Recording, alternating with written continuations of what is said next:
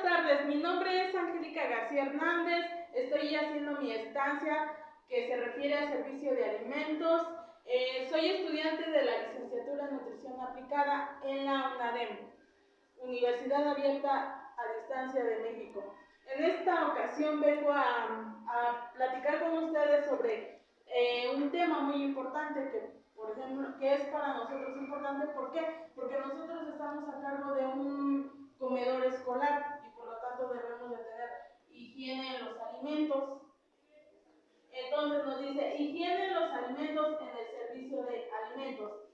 El manejo del distintivo H. Nos dice, ¿qué es la higiene en los alimentos? Dice que es asegurar que las propiedades organolépticas, que son el sabor, el olor, la textura, sean adecuadas, así como también su inocuidad, o sea que sea adecuado para el consumo de los comensales.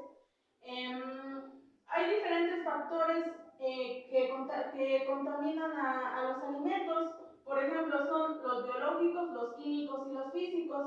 Los químicos se refiere a que, por ejemplo, alguna bacteria le entre a nuestro alimento y se descomponga, o por ejemplo algún insecto, un roedor, que ocasione daño en el alimento y por lo tanto ya no sea apto para su consumo.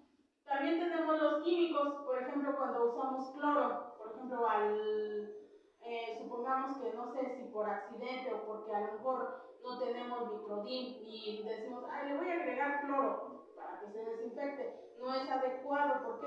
Porque este químico mata los nutrientes de los alimentos. Entonces, por lo tanto, el alimento ya no va a ser nutritivo y también al consumirlo va a provocar una intoxicación. También son los físicos, que por ejemplo nosotros a lo mejor por descuido lleguemos a agregar o no nos fijemos bien y los alimentos contengan a lo mejor un pedazo de metal, un pedazo de vidrio, no sé, que traigamos la uña grande y se nos cayó ahí, o que por ejemplo el esmalte se nos cayó ahí, un pedazo de esmalte que se desprendió de la uña. Entonces eso va a provocar una contaminación en nuestro alimento. Dice que debemos de evitar la contaminación en los alimentos. Por ejemplo, la contaminación cruzada. Cuando no es adecuado que nosotros estén en contacto dos alimentos, un crudo y un cocido. ¿Por qué? Porque las bacterias del alimento crudo van a contagiar al alimento cocido. Entonces, por lo tanto, debemos de separar ese tipo de alimentos. Tampoco lo podemos poner en conjunto, por ejemplo, con las carnes. ¿Por qué? Porque, por ejemplo, supongamos que tenemos una lechuga. La lechuga, por lo regular, es un alimento que contiene muchas bacterias al no ser desinfectado.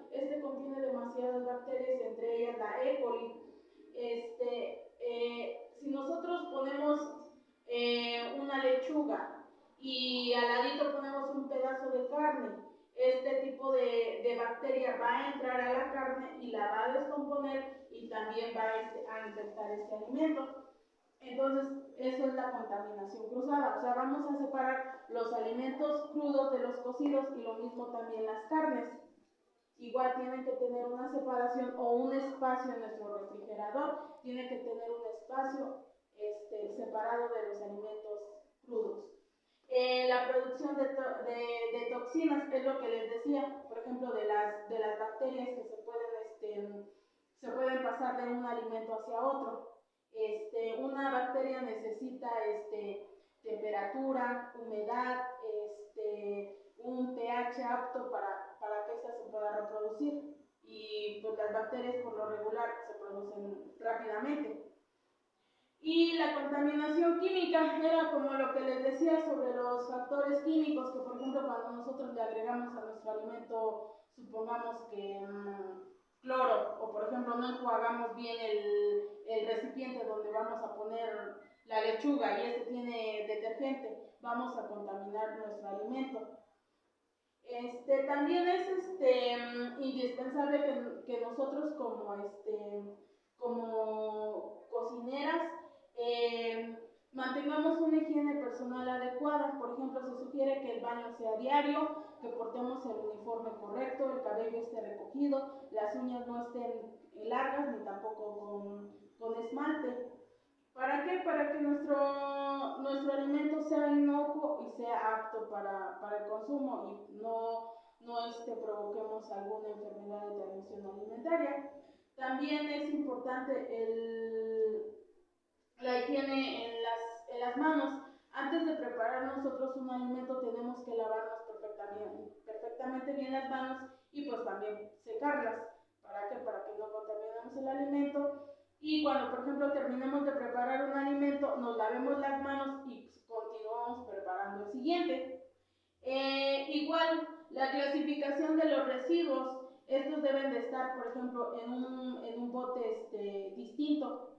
¿Para qué? Para que podamos tener una separación de los residuos, para que no haya igual otro contagio de bacterias. Ustedes saben que, por ejemplo, cuando nosotros agregamos en un bote, por ejemplo, restos de verduras, de frutas, no sé, se hace una así como especie como que se va descomponiendo y crea un como olorcito y atrae así como mosquitos. No sé si lo han llegado a notar en los recipientes y que de hecho pues huele feo porque ya se está descomponiendo. Entonces es adecuado que este bote sea independientemente de, por ejemplo, del bote que tenga las latas, las botellas de plástico, las bolsas de los detergentes. Debe de haber una clasificación de los tipos de residuos. ¿Para qué? Para que no contaminemos y también pues para que tengamos una buena organización en este caso, en nuestro comedor escolar. ¿Alguna duda que tengan? ¿Alguna sugerencia?